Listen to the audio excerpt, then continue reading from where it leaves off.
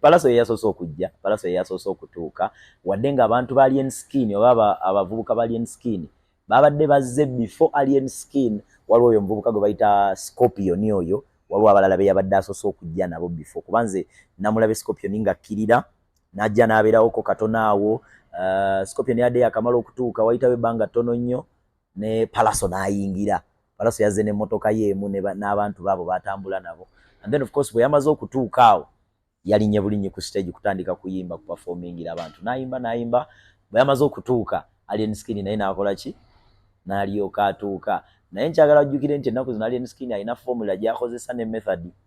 Watuukira wayimbira, oba ani ali ku stage, mujjukire byatuuse ku Lydia Jasmine recently kwa Kamwesi Still yadde ali mu kuperforminga bambi nga yakayimbayo obuyimba nga buubwo ne bamujja ku stage. Ate Alien yewe abajja ku stage ba MC tatwetaagako, ba DJ abaliwo tabeetaagawo, ajja n'abantu be, era mwenna muba mulina okuva ku stage.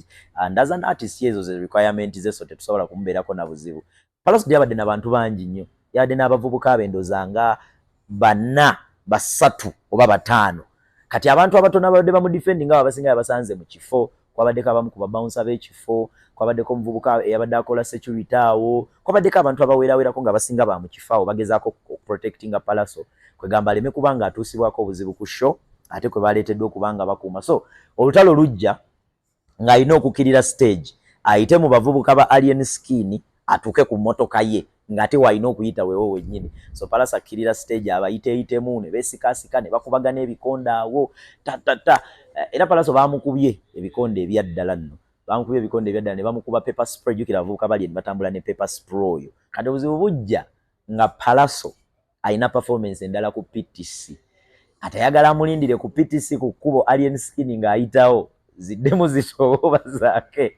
Abasirikale abamu ku bantu ababaddewo bantegeezaako nti abasirikale waggulu ku gate baaganye Alien Skin okufuluma ekifo nga batidde kyekigenda okubeerawo ku kkubo eri gye basisinkana oba gye bagenda okusisinkana. Ndowooza Palaso yalabe ng'oli tajja n'asalawo n'ayitawo n'agenda mu studio direct n'akola oluyimba. Amaze okola oluyimba ebyatuusewo bye byafulumidde ku mawulire ku makya g'olunaku lwaleero ng'amulumbye waka.